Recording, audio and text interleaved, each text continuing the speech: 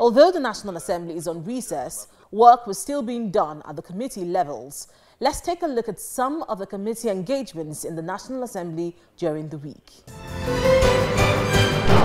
The National Assembly committees on Niger Delta have threatened to do whatever is necessary to ensure that companies remit the statutory 3% of their budget to the Niger Delta Development Commission (NDDC) as contained in the NDDC Act.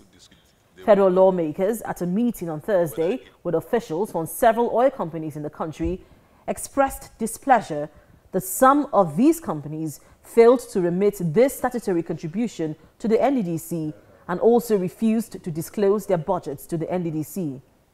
A member of the Senate committee, Senator Jubrin Barao, says the failure of the oil companies to obey the law is hampering the development of the Niger Delta. The fact remains that the legislators at that time, I was one of those that enacted the law. Our aim was to help the people of Niger Delta.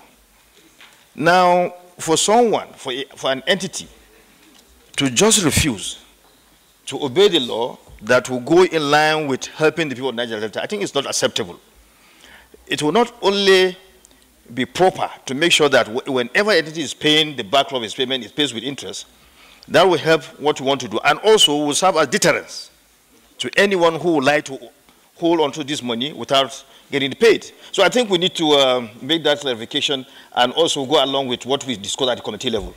The chairman of the Senate Committee on Niger Delta also expressed displeasure at 20 oil companies operating in Nigeria for failing to appear before its committee despite being invited by the committee. Ask the Secretariat to do a strong-worded letter to them. They have to come here, and we're not going to accept anybody less than the level of executive director.